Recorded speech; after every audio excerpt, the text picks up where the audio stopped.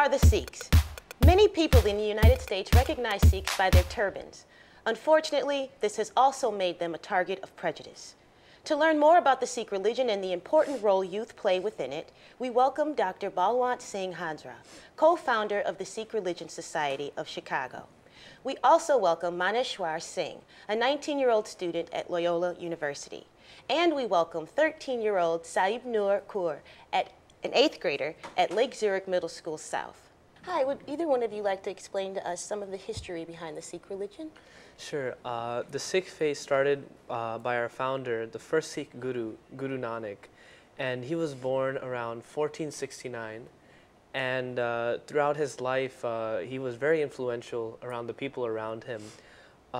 In India, the main two religions were Islam and Hinduism, but Guru Nanak had a bit of a difference in ideas, and he went along throughout his life to teach these ideas, and through those he founded the Sikh religion, which we follow today. What do you think some of the main differences between Western religion and the Sikh religion would be? There are some key differences, such as our physical appearance, and that's a big part of our faith.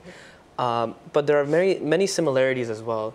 Sikhism believes in faith in one God, or more specifically, God is one. It implies a little bit more than there is one God. But along those lines, there's a lot of similarities between the monotheistic religions that are the main religions that are in the world today. What is the significance of the turban, since that is one of the... Significance of the turban for us is religious. It's part of our dress. But historically, it has some other, which will take some time. Like, for example, the royal people wore turban, not everybody else. India being a hot country, to save you from sunstroke, people wore something on their heads. We do not cut our hair.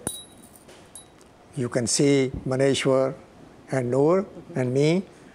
That's why we have turban. It's a good way to keep your hair up, not in your face and everywhere. Right. And we save on the shaving of it, cutting the hair. But no, this is the message of our 10th prophet, 10th Guru, Guru Gobind Singh. He ordered the Sikhs actually not to cut their hair, and then have 5 symbols which a baptized Sikh has to have. You know, there are 5 articles of faith.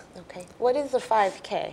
Can you explain that? The first one is kesh, which is our hair. That's part of our uniform. Kesh, kanga, which is a small comb that I keep behind my hair knot. It's sort of a reminder of hygiene, to keep yourself clean and keep yourself disciplined. Kanga, kirpan is a short ceremonial, I guess, dagger or sword, but it's not a dagger or sword in the sense that you use it as a weapon of war. It's a weapon of defense, and to remind you that it's your duty to protect people from oppression and tyranny. That don't just watch it happen, stand up for it, stand up for injustice. Kesh, Kanga, Kirpan. Gada is a small iron bracelet. There are many different ways to describe this, but one of the main things is to realize that it also points to that God is one.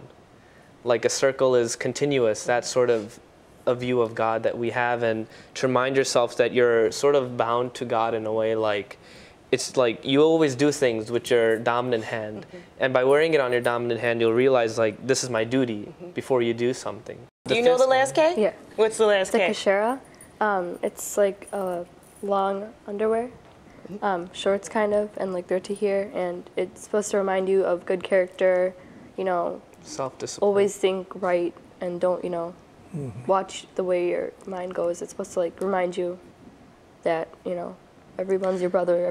So how is it being a female in this religion? We always see the turbans on men. I mean, it's not like I was forced to wear a turban, because it's not like my parents were like, oh, you have to wear a turban no matter what. I had a choice to either braid my hair or like put it in a knot behind my head. And I mean, I choose to wear a turban because like it's my identity. So I feel like I'm myself with it. If I don't wear it, then I just can't imagine my life without it. So I may point out that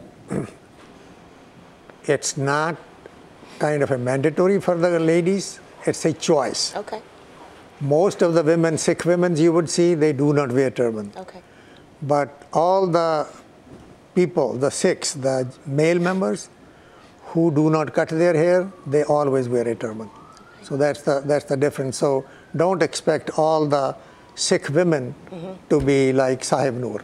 Now, when you are in school, both of you, how do you deal with some of the comments and the looks? Or do you get any? In 7th grade, there was nothing else. I mean, till from kindergarten all the way up to 7th grade, nothing. Like, everyone had been nice to me. No one had really noticed. No one really cared. And in 7th grade, there were these two boys, and I was walking down to my bus, and they were behind me, or in front of me. No, I was in front of them, and they called me towelhead. And the first few times I just glared at them, like I didn't say anything. I went home and my mom went to work and she talked to her colleagues about it. And they said, look, I mean, don't get mad about it. Don't say, oh my God, how dare you say that? Like, don't, you know, be rough, be nice and say, if you really want to know why I wear this, you can ask nicely. You don't have to be mean about it. And so that's exactly what I said. And they started blaming each other, and they're like, see, you're not supposed to be mean to people. No, he started it. And then every time we would walk by the hallway and we would see each other, they just say hi to me. They started being nice to me, so. That's wonderful. How about you?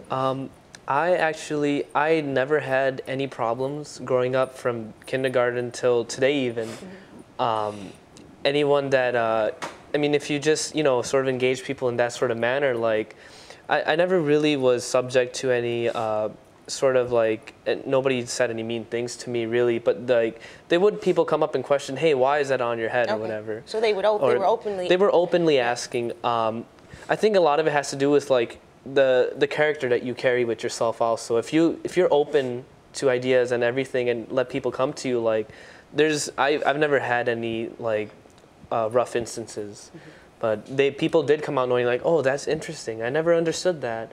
Or why don't you talk about it more? I mean, they never asked. How do you, I was going to also bring up, in today's society, we have ego and anger and all of those horrible things that are now rewarded in a very temporary way, but they're rewarded through society for these sort of actions today, through money, fame. How do we break through that and start to teach them how to restore some of the values that one of the top 5 religions in the world actually tries to implement? How do you do that to the young people today? I think it's character building. Yes. I think I taught a class to our youth this summer about character building. You know, like for example, there are 6 pillars of character. You know, truthfulness, trustworthiness, caring, responsibility, being a good citizen, those kinds of accepted all over. Then we also teach them that there are Sikh characters. There are 5 things that take us away from God, and there are 5 things or more that take us closer to God. For example, you had mentioned already some of these things: lust, anger, greed, ego, attachment. These are the things that is overpowering us, everybody, every human being. On the other hand, loving toward your humanity, the creation of God, loving God, being compassionate, being merciful, serving other people. Those kinds of things are taking you to the side of good, which you have been calling in Christianity 10 Commandments, for example. Very similar to those kinds of things, and they are taking you toward God. So we sort of teach them as a part of character building, you know, and then we say the Sikh teachings. Okay. Yeah, and say that, take examples from the Guru's writings in the hymns. Like, for example, he was going to demonstrate, you know, a portion of that, one part of that. Sure. A part of the hymn, I'll just give a quick background. All our hymns are composed in Indian classical music, and they all are in specific ragas or scales, and that helps invoke a certain mood. And the main point of this shabad, the Guru gives a metaphor of just as in the kitchen you roll the dough again and again, in the same way, meditate on God again and again, do service like this again and again, and then you'll start to understand that the ways in which to lose your ego, because they start to dissipate.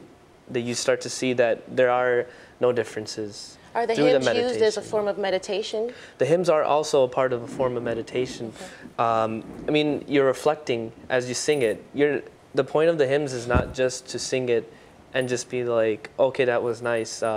As you're singing it or as you're listening to it, you're supposed to be active and participating in it, not just by singing it, but also by listening to it and trying to internalize the message.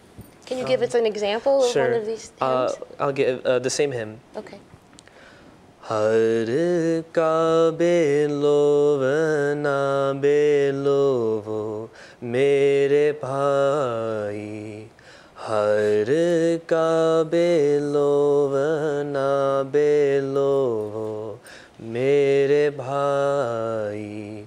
सहज बिलोवो जैसे तात न जाई सहज बिलोवो जैसे तात न जाई हर का बिलोव ना बिलोवो मेरे भाई.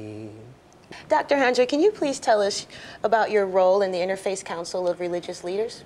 I'm very actually proud and happy that the council has included some other faiths. Originally it was Jews and Christians. Okay. Then they added Muslims in this. So they started calling Interfaith Council of Religious Leaders. 3 faiths. Some of us have been kind of pushing them, include us. And they included 4 or 5 more faiths in it. So Sikhism is one of the ones. Thank you, Dr. Handra Manishwar and Sahib Noor, for joining us today and sharing all of that very important information. Thank you so much. I'm Tamara Love for Different Drummers and the Greater Chicago Broadcast Ministries. Keep the faith.